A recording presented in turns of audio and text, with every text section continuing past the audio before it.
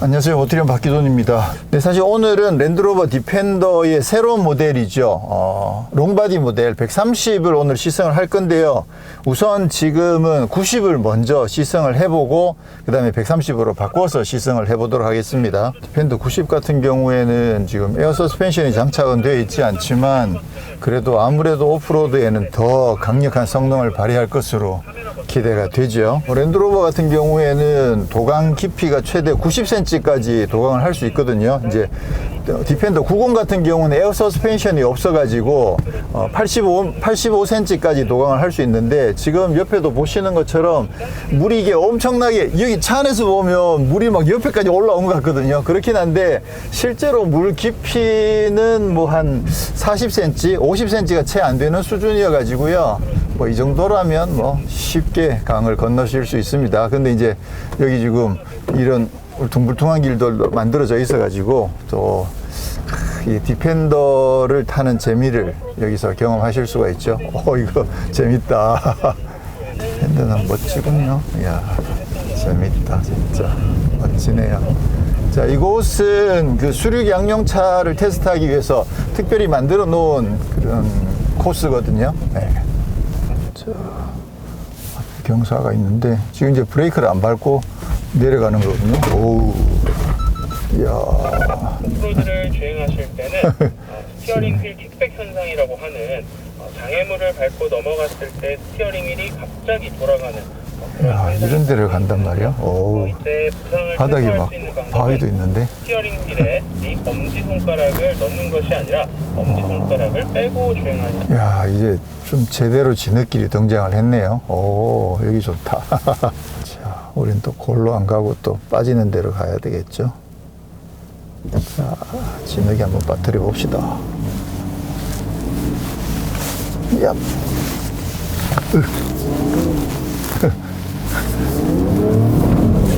야. 야.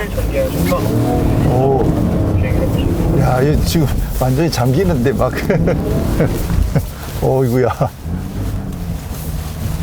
아, 근데 그걸 잘 통과를 해내네요. 일단 뭐 지상고도 충분히 높기도 하고 그러다 보니까 엑셀을 좀 세게 밟으니까 알아서 잘 통과를 하긴 합니다. 근데 저게 완전히 깊이 푹 들어가서 뭐 배가 닿을 정도가 되면 그러면 좀 골치 아파지겠지만 그래서 나름 생각보다 가뿐하게 잘 탈출을 하네요. 오.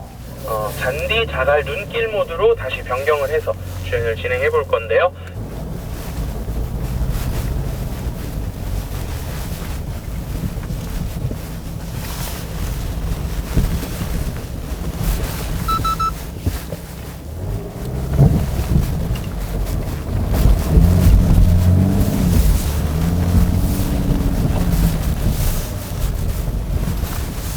자, 차를 바꿨습니다. 이번에는 디펜더 130입니다. 130 이제 처음 타보는 차인데요.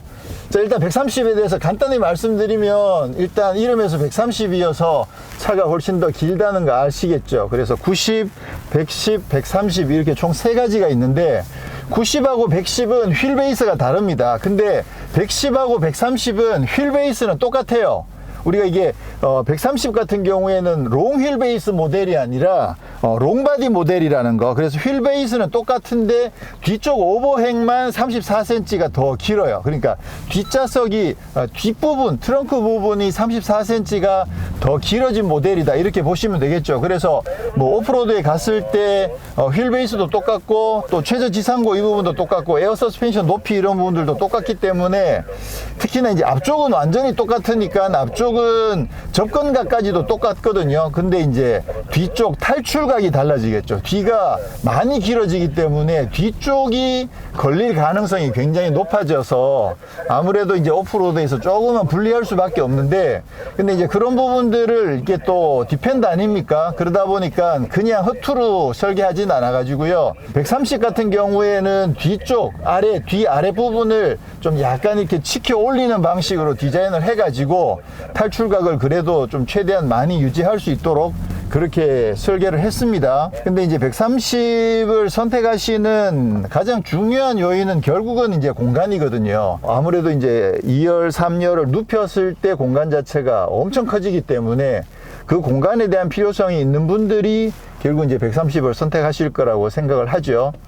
그리고 이제 130 같은 경우는 지금 8인승으로 지금 차가 나왔거든요. 그러니까 1열에 2명, 2열에 3명까지는 똑같은데 3열에도 3명이 탈 수 있게끔 그렇게 해서 지금 8인승 구조로 만들어져 있고요.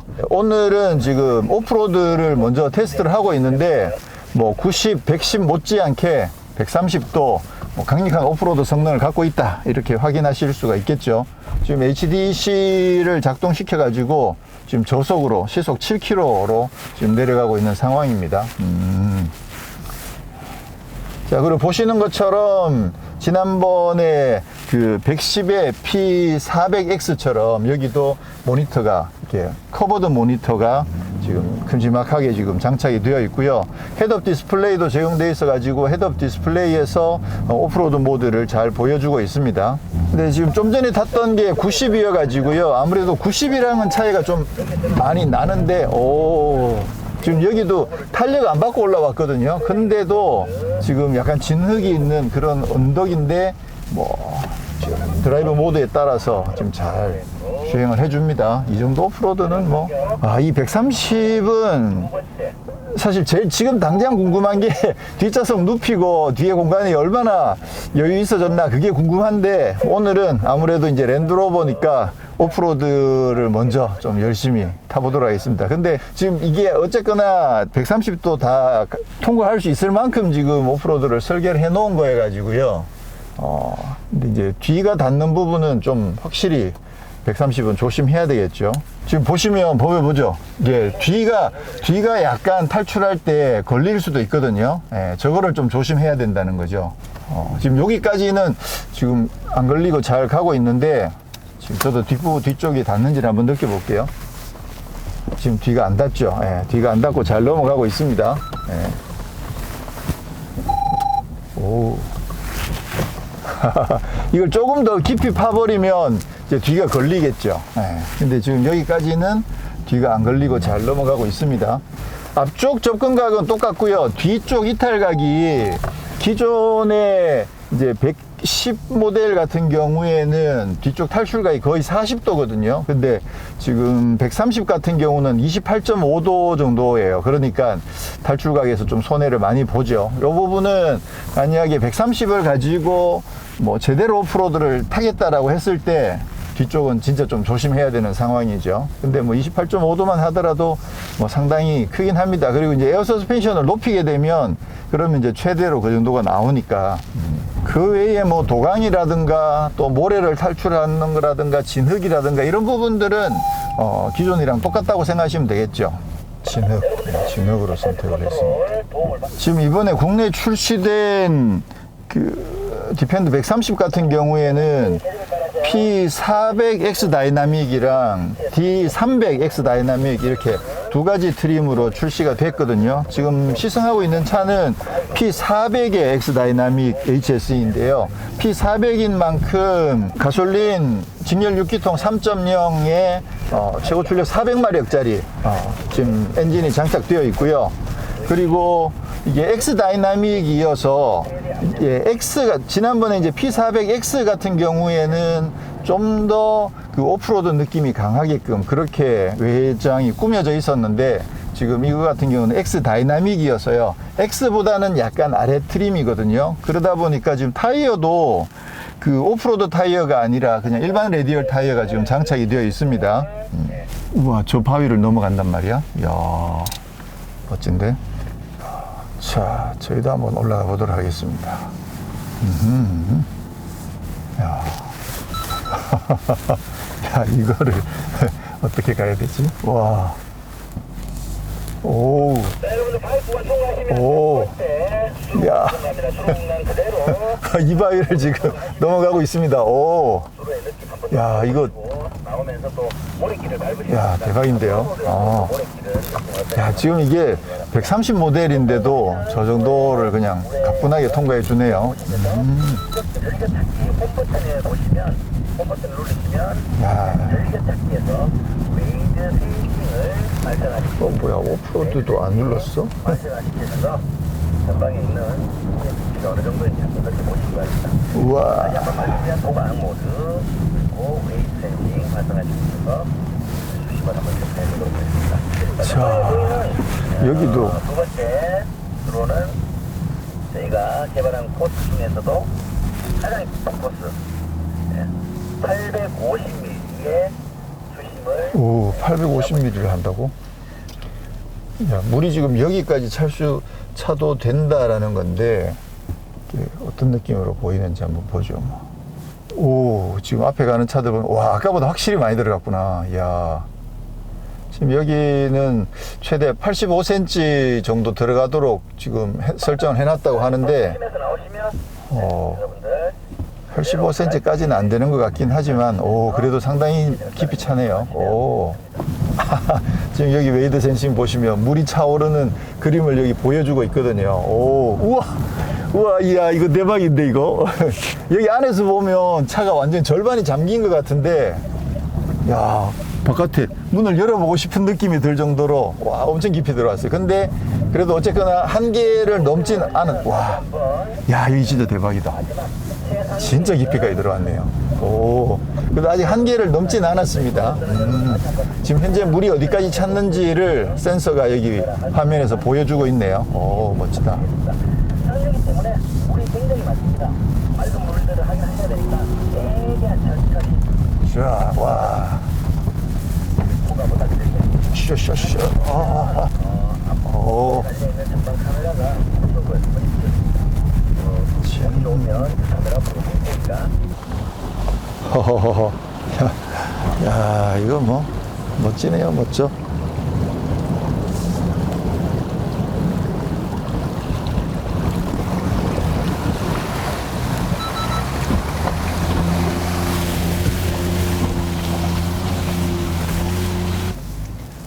그 웨이드 센싱은 진짜 되게 중요한 것 같아요. 이게 사실 물에 들어갔을 때 이 차가 통과할 수 있는 물인지 아닌지 알 수가 없는데 천천히 가면서 보면 그 웨이드 센싱에서 물 높이가 표시가 되니까 아, 여기까지는 가도 되는구나 라는 걸 알 수 있는 거죠. 근데 이제 문제는 그 물 속에 어떤 웅덩이가 있을지 알 수 없다는 거. 네, 그거는 뭐 어쩔 수 없겠죠. 네.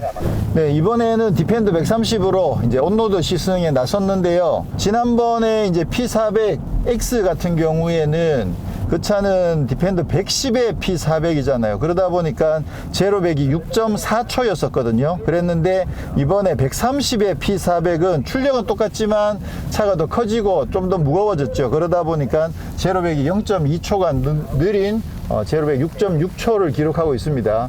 근데 사실 6.6초만 하더라도 상당히 강력하죠. 그러다 보니까 이게 지금 길이가 전체적으로 그 스페어 타이어까지 합치면 5m 30cm 가까이 되거든요. 기본적으로도 5m가 살짝 넘죠. 그러다 보니까 이게 굉장히 거대한 차체인데 그런데도 불구하고 지금 가솔린 400 같은 경우에는 힘이 뭐 400마력이나 되다 보니까 굉장히 여유가 있습니다. 힘이.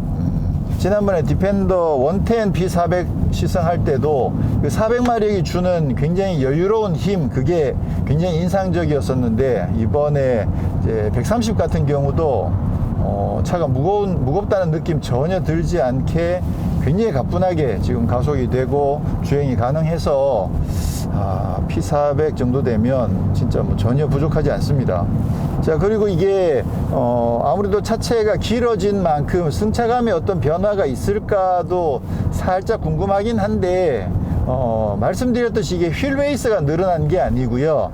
뒷좌석, 뒤쪽 오버행만 늘어난 거거든요. 그러다 보니까 전체적으로 무게중심이 뒤쪽으로 살짝 더 쏠리는 그런 물리적으로 그런 상황이 생기겠죠. 그렇긴 한데 실제로 주행을 해보면 110이나 아니면 130나 주행 느낌에서는 큰 차이는 없는 것 같아요. 네.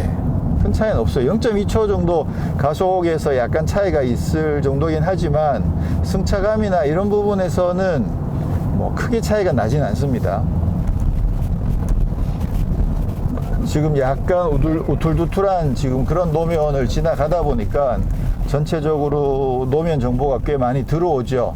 이게 지난번 이제 원텐 시승할 때도 말씀드렸듯이 이게 마냥 출렁출렁하거나 마냥 부드럽진 않거든요.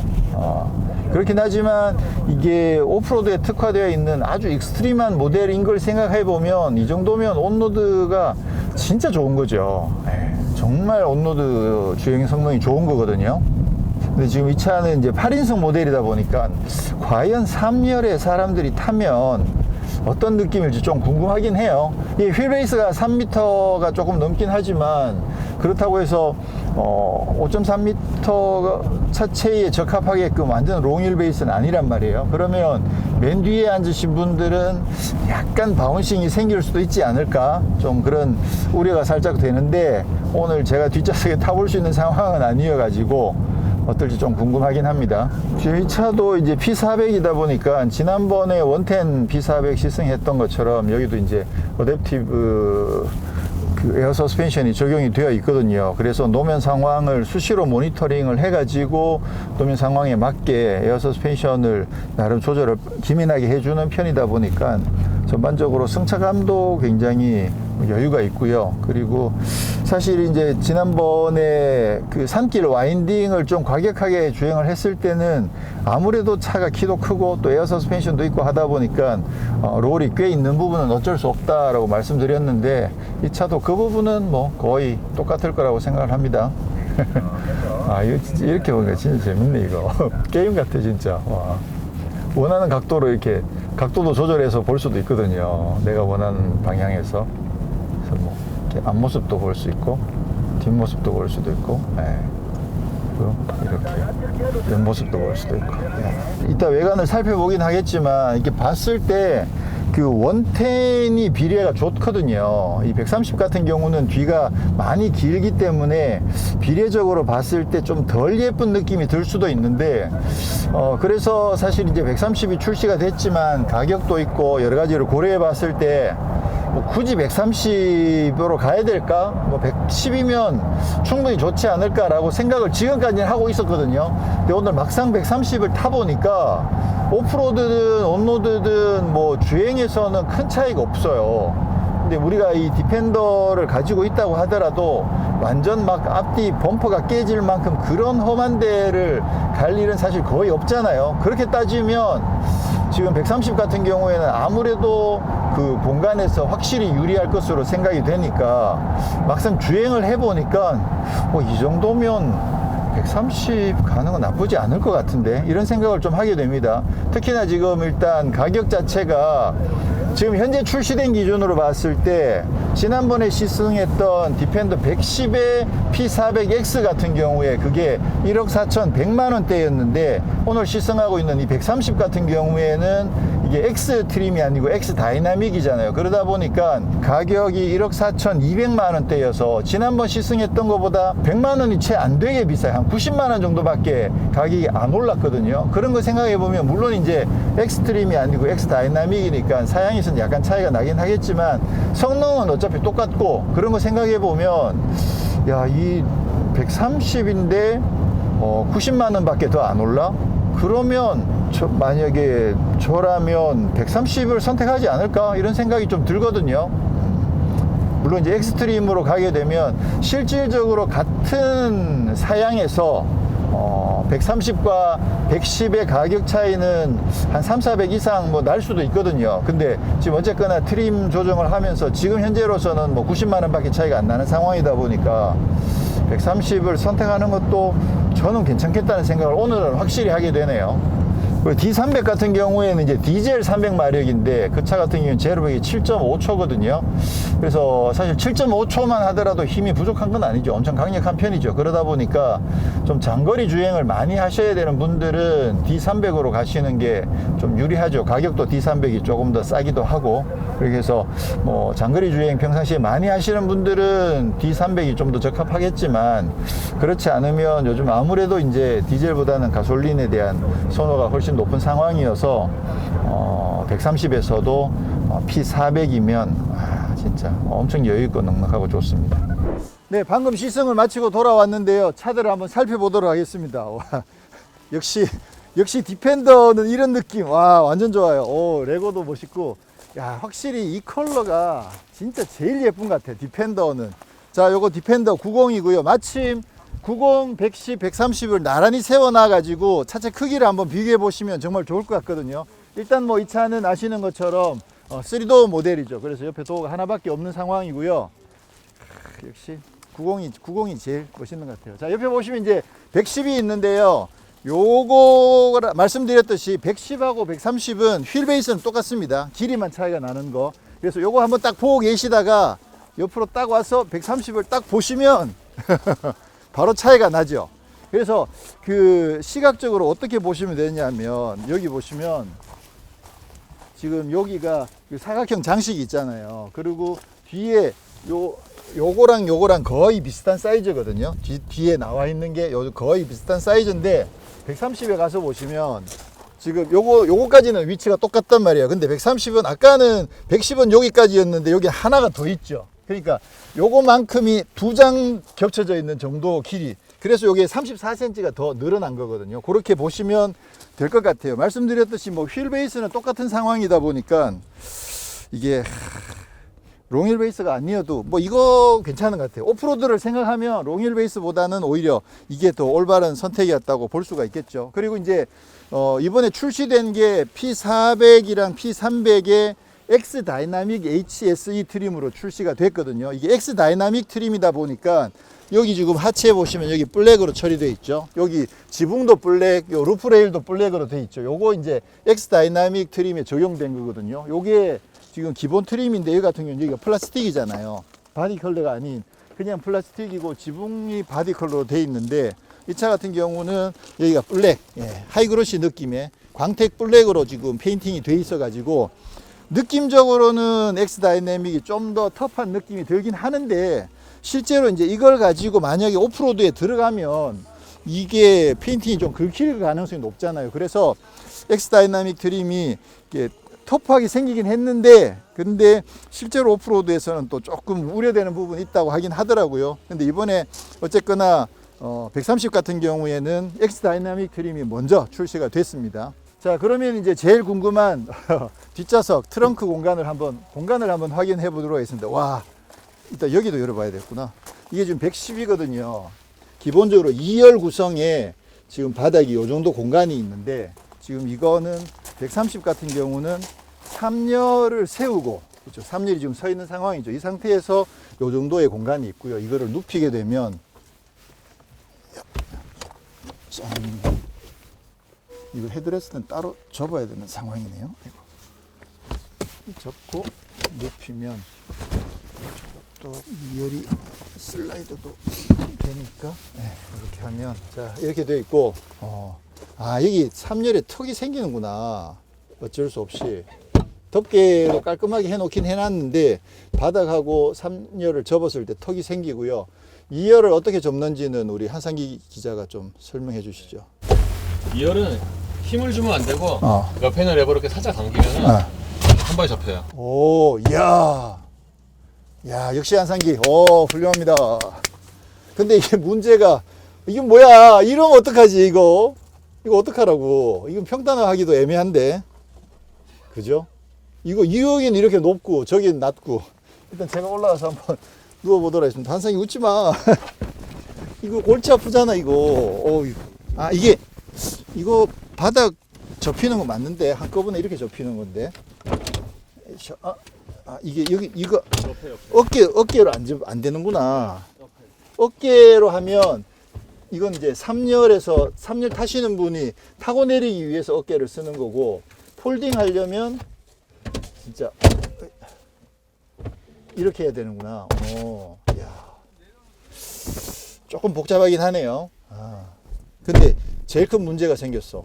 와, 이게 130에서 사실 제일 기대한 게 2열, 3열을 다 폴딩했을 때 얼마나 평평한 공간이 만들어지느냐가 제일 궁금한 거였는데, 이건 진짜 심각한 상황인데요. 오, 이렇게 차이가 나서는 이거는 뭐 어떻게 방법이 완전히 그 평탄화하기 위해서 별도로 작업을 하지 않으면 이것만 폴딩 해가지고는 뭐 캠핑을 못 할 것 같은데, 누워서 자는 건 불가능일 것 같네요. 일단 길이 공간만 한번 확인을 해보면 공간은 한정없이 여유가 있습니다. 머리 위에도 여유가 있고 발끝도 여유가 있어서 공간에서는 진짜 여유가 있는데, 아이고, 으쌰. 문제는 이게 평탄화가 안 된다는 게 문제네. 와, 이거는 복병인데, 전혀 예상하지 못한 복병인데 큰일 났다 이거. 많이 아쉽네. 이거 어떡하냐? 머리는 닿으세요? 지붕은 여기 지금 선루프를 이렇게 스크린에 딱 닿는 수준이어서 높이는 괜찮은데, 그러면 어차피 평탄화 작업을 하면, 그러면 그런 대로 뭐 이 머리 위 공간은 좀 여유가 있거든요. 그러니까 여기에다가 평평하게 평탄화 작업을 한다고 쳤을 때 뭐 캠핑하는 공간으로서는 부족하진 않아요. 그렇긴 한데 그냥 시트를 폴딩하는 것만으로 누울 수 있는 수준이 아니어서 이거는 좀 난감하네요. 생각했던 것보다. 지금 3열에 선루프를 뚫느라고요, 이쪽 알파인 창 자체가 없어졌네요. 야, 이건 나름 장단점들이 좀 애매한 상황이네. 공간 자체가 굉장히 여유 있긴 있는데, 원텐 같은 경우는 이렇게 방석을 들어 올리고 그러고 나서 이렇게 꺾으면, 이렇게 하면, 그러면 지금 원텐 같은 경우는 그래도 나름 굉장히 평평한 바닥을 만들 수 있었는데 130이 그게 안 된다는 건 좀 황당한 수준이네요. 자, 차를 확인을 하고 나니까 사실 제일 기대했던 부분이 2열, 3열 공간이었는데 그 공간의 활용도가 좀 떨어진다는 점, 이거는 어떻게 커버할 수 있을지 좀 애매합니다. 그렇지만 뭐 화물용이라든가 8인승, 그렇죠. 8인승 자체가 메인이다. 그러면 사실 좀 괜찮을 수도 있는데 생각보다 공간은 좀 많이 아쉽네요. 일단 뭐 P400이다 보니까 성능도 강력하고 오프로드 성능도 여전히 강력하고, 그래서 디펜더로서의 매력은 좋긴 합니다만 조금 숙제가 남는 그런 시승이었습니다. 다음에 시승차를 확보해 가지고 다시 한번 좀 다양하게 이 차를 확인해 보도록 하겠습니다. 고맙습니다.